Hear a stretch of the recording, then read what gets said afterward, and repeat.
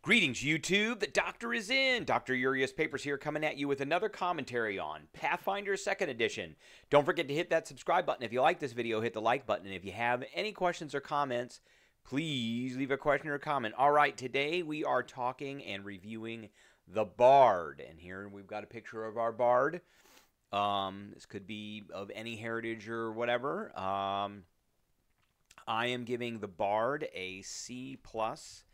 So like many other spellcasting characters, the Bard is they're very dependent on, or their power is derived from the spellcasting that they have and the spells that they can cast.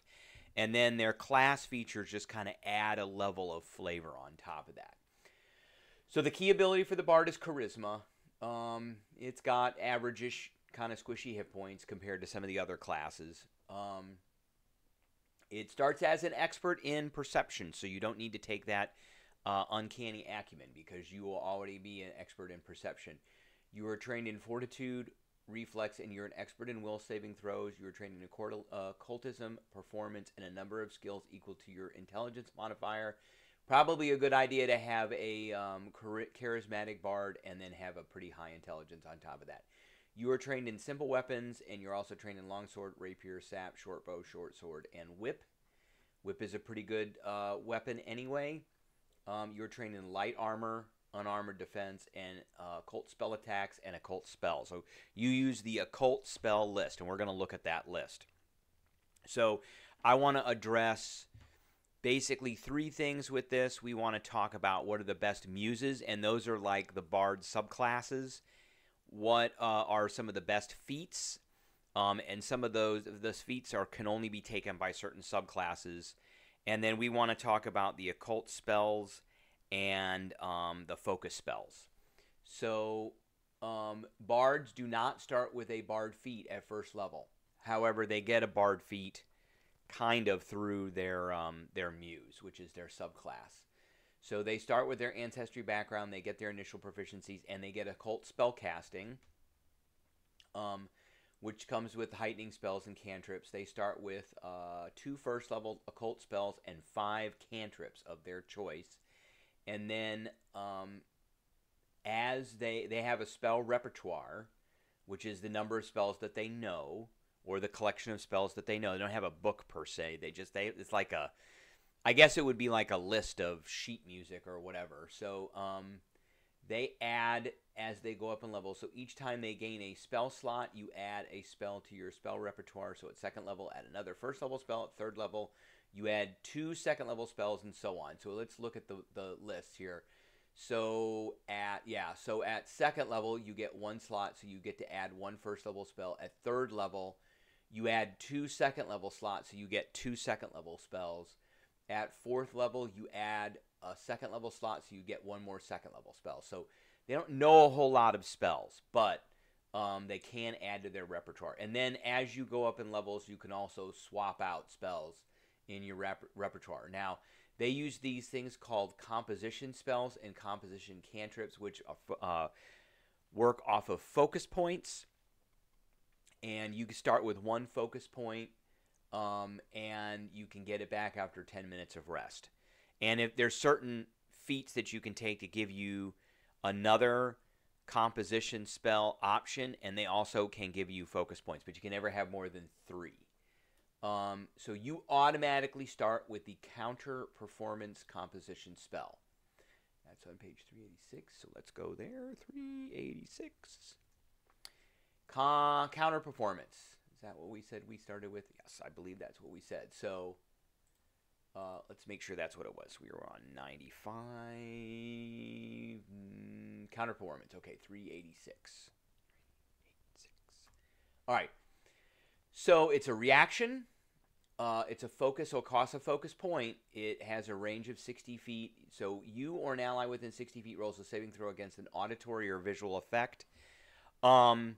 So that could be basically any spell that has a verbal component. And basically you start playing a song that could stop that from hanging. This is pretty powerful. And what happens is you roll a performance check for a type you know, an auditory performance if the trigger was auditory, a visual one for visual trigger effect. And you and allies in the area can use the better result between the performance check and the saving throw. So that's pretty good, because bards are trained and they can become very, very good in performance. So it behooves you to do this. This is kind of like a big panic button for the bard. Big panic button that they can pull out, use a focus point, and replace everybody's saving throw. You know, especially if like the whole party is going to get charmed or something like that. And then there's this thing called composition cantrips. They're special composition spells that don't cost focus points, and you learn automatically the Inspire Courage composition cantrip. So let's go to that. 8, 6. And here it is right here. It requires an action, and you inspire allies with words and tunes of encouragement, and everybody in the area. So 60-foot emanation gets a +1 bonus to attack rolls, damage rolls, and saving throws against fear. Only fear. And it lasts for a round. And we're going to talk about ways that you can increase that. Okay. So then let's talk about the Muses. So there's basically 3 different bard subclasses. There's the Enigma, the Maestro, and the Polymath. So the Enigma gets the Bardic Lore feat and adds True Strike. So this is more in line kind of with a more of a melee type of character, somebody that's going to be attacking. Your muse is a mystery driving you to uncover the hidden secrets of the universe. So Bardic Lore feat right here. So only the Enigma can take it. And you're trained in Bardic Lore, which is a special lore skill that can be used to recall knowledge of any topic.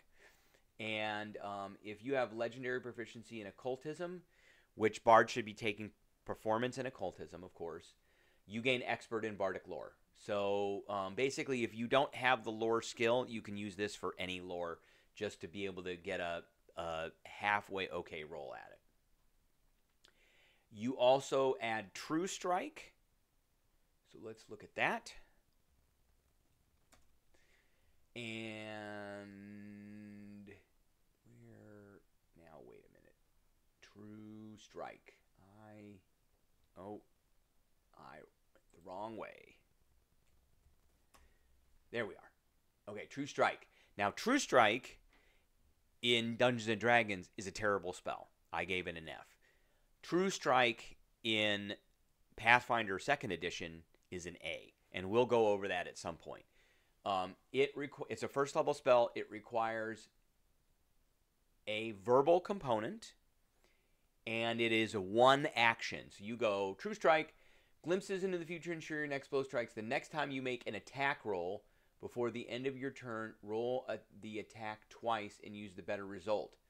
The attack ignores circumstance penalties to attack roll and any flat check required due to the target being concealed or hidden. So 1 action, and then the next roll you use, you roll 2 20s. Now this is a great spell, and there's lots of reasons to use this, and it's basically any attack roll. Any attack roll. So if we go back here, Occult spell attacks. That's an attack roll. So you could be firing off occult spells, and you could be True Striking with those to get a crit. Because remember, crits in Pathfinder 2e are 10 or more than what you need to hit. So characters crit a lot more. Creatures also crit a lot more too. So this is one that is more involved with not necessarily support, but the Enigma is more with, I would say, attack, and then it's got this other little Bardic Lore flavor to it. The Muse is a virtuoso, inspiring you to greater heights. So you tells a little bit about the background of your Muse, but the most important thing is you gain the lingering composition feat and add soothe to your spell repertoire. So lingering composition feat, that is a Bard feat, and it is only used by the maestro. And you learn the lingering composition focus spell, and you add a focus point. So that means if you took this, you would have 2 focus points. And let's take a look at that. The lingering composition focus, 387, and there it is. So it's a free action. You add it on to a thing you're doing. You add flourish to your composition to extend its benefit. So if you were casting a composition like Inspire Courage, composition right there. If your next action is to cast a cantrip composition with a duration of 1 round, that has 1 round. Attempt a performance check. The DC is usually a standard difficulty DC of a level equal to the highest level target of your composition, but the GM can assign a different DC based on circumstances. The effect. So if you succeed, that composition lasts for 3 rounds instead of a round, which means this is a freebie. And if you normally cast it only lasts a round and you take an action, if you use a focus point and you cast it and you succeed, it lasts for 3 rounds. You don't have to use that. You can use that action for something else for the next 3 rounds, which is pretty cool. If you critically success, then it lasts 4 rounds. If you fail it, then composition until the last round, but you don't spend the focus point, which is awesome. So this is actually a pretty good thing. So you basically can do this like once per combat, because focus points, you usually can cast like 1 or 2 per combat for focus spells. Okay. And then you get Soothe. So let's take a look at that. Soothe is one of the only Bard healing abilities. Bards in Pathfinder 2 are not necessarily healers like they are in Dungeons & Dragons.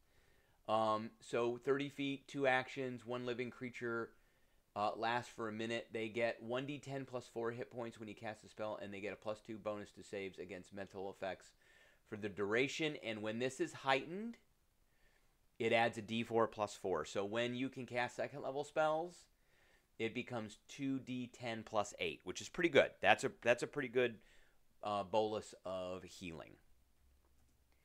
So the polymath, you gain the versatile performance feat and add unseen servant to your spell repertoire. Those don't really go together very well. Some of these things, like this one here, that's a boosting ability. That's a boosting ability for the maestro. Those look like they go together. Bardic lore doesn't necessarily go together with True Strike for the Enigma. So I don't know how they came up with these, but somehow they did. So versatile performance, which is only usable by the polymath. So you notice that all of these first level feats, 1 and 2 and 3, all of them except for Reach spell, are basically usable by the subclass. So you can rely on the granting of performance. Rather than ordinary social checks, you can use performance instead of diplomacy. You can use performance instead of intimidation. Demoralize is actually a pretty good thing. So you can also use performance instead of deception. And you can use your proficiency rank and performance to meet requirements of skill feats that are ranked for deception, diplomacy. So this is out of combat. This is more role-playing type of things. But there are a lot of skill type challenges in Pathfinder that happen. So those will come into effect. A lot of out of combat, but exploration mode type of encounters. Okay. So what else are we getting here? So we're getting Bardic Feats at 2nd level and every 2 levels. So 2nd, 4th, 6th, all that stuff. See right here, 2nd, 4th, 6th. So not as often as like the Barbarian, who's getting 1. Oh, Barbarians get 1 at 1st level, 2nd. So they're about the same. I think there's a little bit more choice with the Barbarian. In addition, I want to talk about this thing called the signature spell. So for each level spell, you have access to choose 1 spell of that level to be a signature spell. So starting at 3rd level, you say, I want a signature 1st level spell and a signature 2nd level spell. You don't need to learn the heightened versions of these spells separately. Instead, you can heighten those spells freely. So that Soothe spell, if it's your signature spell and in your 3rd level here, then you do not have to heighten that. And when you cast it as a 1st level slot, it does 2d10 plus 8 healing, which is really good. That's really good. Some of these attack spells, this is a good layer on top of spells. If you learned a signature spell at a higher level than its minimum, you can also cast all the lower versions without learning those separately. If you swap out a signature spell, you can choose a replacement signature spell of the same level at which you learned the previous spell. You can also retrain specifically to change signature spells to a different spell. It's not easy to change the signature spells, what they're getting at here. And then you get bumps to your attack rolls and DCs. One of the things I don't like about spellcasters, which is kind of a crutch to spellcasters, is, and this is the first spellcaster that we're talking about, is that their proficiency ranks don't go up as fast as, say, the proficiency ranks for attack rolls for fighters and such. So the first time they get to be experts in spellcasting and spellcasting DC is 7th level, which is pretty high. So the only other way to really increase all that stuff is to do your ability boosts. Greater Fortitude, Resolve, so we get bumps to our saving throws, Bard Weapon Expertise, Vigilant Senses, so your proficiency. So they actually go up to Master. The other big thing here is, that's pretty much, it's all pretty standard. Now, the feats, we've already talked about lore, lingering composition. They have Reach Spell, which allows you to add an action onto a spell and changes a touch spell to not a touch spell. Increases the range to 30 feet and so forth. Now, for 2nd level feats, we've got a couple that do only map to the subclasses. So we've got Esoteric Polymorph, so you get a book of occult spells. We've got Inspire Competence, which is the Maestro. You learn the Inspire Competence composition, which aids your allies' skills. And we've got the Lore Master's Etude, which is the Enigma. You magic unlock memories, making it easier to recall. You learn the Lore Master's Etude composition, and you get 1 added to your focus pool. And then we've got the Multifarious Muse. Your muse doesn't fall into a single label. Choose a type of muse, and you gain a 1st level feat that requires that muse, and your muse is now also a muse of that type. So you get a little bit more versatility out of it. You can get a couple additional cantrips. 4th level for the Maestro, you get the Inspired Defense. You learn that cantrip composition, but no more focus points. But you did get a focus point here. You can learn the Melodious spell, so basically you can sing a song and hide casting a spell and sing a song. You get triple time. You learn the triple time composition, which speeds everybody up. Polymath gets the versatile signature. While most bards are known for certain signature performances spells, you're always tweaking yours. So you can make your daily preparation, you can change one of your signature spells. 6th level, you can learn the Dirge of Doom, which frightens your enemies. You can get Harmonize as a Maestro. So you can perform multiple compositions simultaneously. If your next action is to cast a composition, it becomes a harmonized composition. Unlike normal composition, a harmonized composition doesn't end if you cast another composition. Normally, you can only cast 1 composition at a time. With this, you can cast more than 1. And then steady spellcasting, 8th level, you get the Eclectic skill, which is for Polymath. Inspire Heroics, your performances inspire even greater deeds in your allies. You learn the Inspire Heroics, Metamagic Focus spell, and increase. So this is where at 8th level you would increase your focus pool to 8. And so on and forth. So I think that the Maestro is probably the best. And then after that, the Enigma. Now, I want to talk a little bit about the Occult spell list, because this is where the Bard derives most of its power from. So for cantrips, we've got Chill Touch, which if you have that reach spell, that's no longer a touch spell. Dancing Lights, Daze. Daze is always a good spell in Pathfinder. Detect Magic, which is a good one. Forbidding Ward, that's okay. Ghost Sound, Guidance is always good. Light, Mage Hand is always good. Read Aura. Shield is an excellent, excellent, excellent. I can't say more about Shield in Pathfinder. Telekinetic Projectile is a good one. Now for first levels, we've got things like some of the best ones here. Bless is a good one. Charm is a good one. Color Spray is always good. Fear, Mage Armor, Magic Missile, Protection is always a good one. Ray of Enfeeblement, Soothe, that's another good, that's your healer. Summon Fey, True Strike is always a very good one. That only affects you though. So for second level, we've got things like Blur, Darkness. What are a good attack ones? Ghoul Cravings. And again, if you got Reach Spell, then you can add an action onto these, and you can make them ranged. Hideous Laughter is a great one. Mirror Image is a good one. Paranoia is a good one. Not a lot of damage spells, like Sound Burst is a damage spell.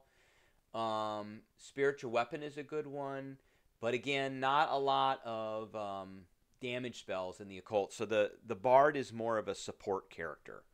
And then, third level spells, we've got Haste, Heroism, Hypnotic Pattern, Slow, things like that. So again, Bard's okay. I give the Bard a C+. It is very support. It is not going to be like an active damage dealing character. It's going to be someone that can support that fighter or support that champion. Not doing a lot of direct damage to creatures, but like shutting them off, slowing them down, penalizing them, things like that. And I like the Maestro the best as the support character. So, all right, that's what I got for everybody today. I hope that everybody appreciates everything. And don't forget to hit that subscribe and like button, and I'll catch everybody later.